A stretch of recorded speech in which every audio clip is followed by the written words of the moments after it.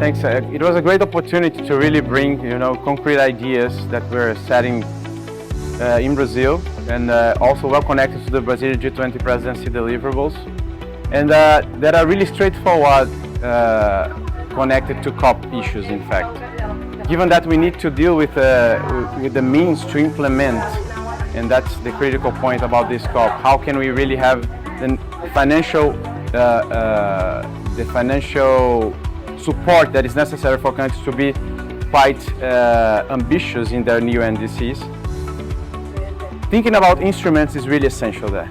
So what we did during our G20 presidency that really connects quite well to the broader goal that we should have out of COP29 is really how can we really get money out of the multilateral development banks and the green climate funds in a way that we have more money, but money that's more connected to the country's needs and necessities. So Brazil has delivered during the G20 presidency a concrete agenda of reforms of the banks, the multilateral development banks, so that they can be better coordinated, to work as a system, be bigger, better, and more effective. We also have delivered a very concrete agenda on how to streamline access to the multilateral climate funds, and some of them are entrenched in COP issues like the GCF. And we want those reforms to be quite straightforward when it comes to, as we implement them using the G20 power and political will, they can at the same time essay the conditions for countries to access finance and finance by doing so their new NDCs and their national development plans.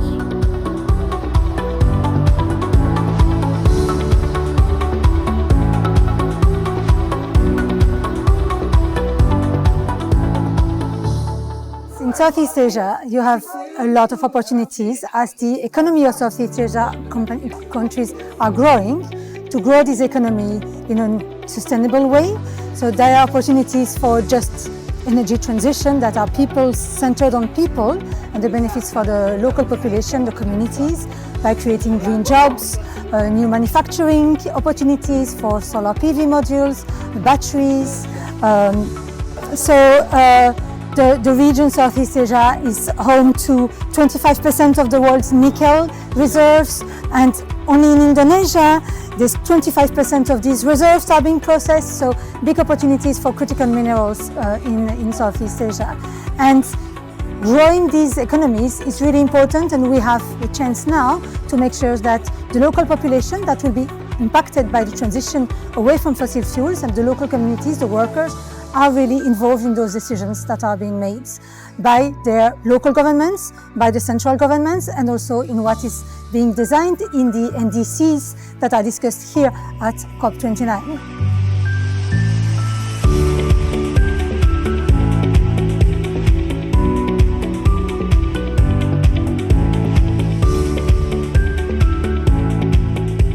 So being leading the G20 last year and starting to deal with COP issues from Baku to Belém, Brazil has been playing quite a critical role. It is important to see also how what we're doing inside the country, the ecological transformation plan with other sectorial plans that are put out during this government, how that reflects well in what we're doing outside of Brazil. So essentially, we see a very strong connection between our G20 deliverables and the way we're pushing for implementation right now, and what's going on in Brazil, and how we could really bring development and climate together with the ecological transformation plan, and also think about new instruments like the Brazil Investment Climate and Ecological Transformation Platform, like Eco-Invest, that is trying to tackle not only FX risk mitigation, but also dealing with new blended finance schemes where the Treasury is supporting through blended finance some specific sectors that are important for the ecological transformation plan. So we're really walking the talk and walking the text, in fact, of what we have delivered in the G20, and really starting to see that connection to Brazil, but also offering the world new possibilities, including through new instruments that can be quite useful to finance the new NDCs.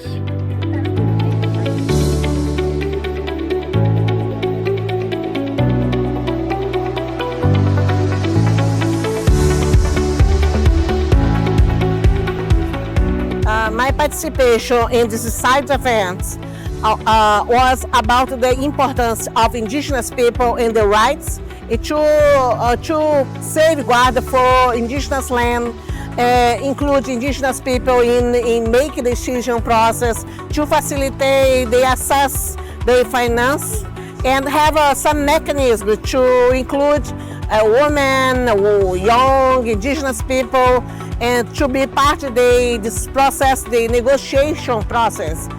This is my simple thing, but I could share with the participants.